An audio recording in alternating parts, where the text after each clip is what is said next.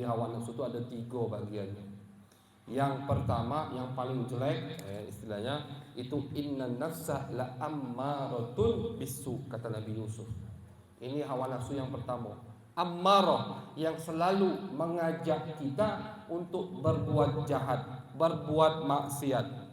Kalau pengen tahu hawa nafsu yang mana, kalau nak pergi ke tempat bagus, nak ke majlis taklim, nak solat jamaah lesu, itu hawa nafsu berarti. Hawa nafsu itu pengen yang lemak-lemak. Untuk pemula, itu hawa nafsunya masih pengen ngajak dia tidur. Itu pemula. Sudahlah, tak usahlah solat. Kaget setengah jam lagi. Biarlah yang di masjid, kita di rumah bisa. Sama baik juga. Misalkan, itu pemula. Tapi kadang hawa nafsu ini gambarannya atau cara metode dia menggoda kita berubah. Makanya butuh sama guru tadi. Ada orang yang keluar subuh-subuh rajin ke masjid, salat di saf depan, tapi itu bukan bawaan ikhlas lillah, melainkan hawa nafsu. Hawa nafsu juga. Cak mana cara ustaz? Biar kita tahu. Makanya tadi butuh guru al-murabbi. Jadi kadang hawa nafsu itu bukan ngajak kita tidur saja. Tidak. Kadang hawa nafsu bukan hanya mengajak kita untuk melihat perempuan yang bukan mahram saja. Tidak. Itu untuk orang yang masih cetek istilahnya, yang masih pemula. Tapi kalau orang yang sudah agak atas sedikit, bukan. Hawa nafsunya gambarnya melalui taat ibadah kepada Allah Subhanahu wa ta'ala. Dia duluan ke masjid, dia solat di saf depan belakang imam, tapi bukan karena Allah, melainkan karena hawa nafsunya. Hawa nafsu metu pagi-pagi dari rumah subuh-subuh, iya, itu bawaan hawa nafsu. Cak mana kita bisa bedakannya? Ya tadi harus kita belajar dari guru al-murabbi. Gurulah yang ngajari kita, yang beritahu kita, hati-hati itu hawa nafsu, hati-hati itu hawa nafsumu. Ditahan, agak dimarah, macam-macam cara guru untuk mendidik hawa nafsu kita. Kalau kita tidak tahu, jadi jangan dikira gambaran atau metode hawa nafsu menggoda kita itu cuma satu, bermacam-macam.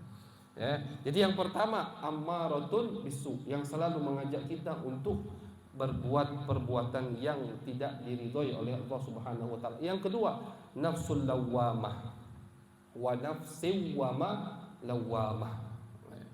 Nafsu yang memarahi kita setelah kita melakukan perbuatan maksiat. Ini agak baik. Lawamah. Jadi nafsunya udah agak terdidik, terbiasa sholat di masjid misalkan, terbiasa hadir majlis taklim, terbiasa hadir tadarusan Quran. Tapi suatu hari dia udah sholat di masjid, nafsunya marahi dia, ngapu kok udah sholat tadi di masjid, nyesel. Terbiasa menjaga pandangannya dari maksiat kepada Allah. Suatu hari dia melihat perempuan keladasan misalkan, keladasan, matanya kelemahan, habis itu nyesel, ya Allah, mata aku kotori lagi. Itu hawa nafsu lawamah. Itu bertanda baik, terus dijaga itu nafsu. Kenapa? Karena nafsu tadi setelah kita melakukan maksiat, dia yang marahi kita. Bukan dia yang ngajak kita maksiat, tapi dia yang marahi kita. Itu udah agak sedikit naik, bertanda baik. Kalau nafsu ini dididik lagi sama dia, dijaga terus, itu baru masuk level ketiga, nafsul mutmainnah. Ya ayyatuhan nafsul mutmainnah, irji'i ila rabbiki radiyatan mardiyah. Fadkhuli fi ibadi wadkhuli jannati. Itu nafsu yang paling tinggi, nafsunya Rasulullah.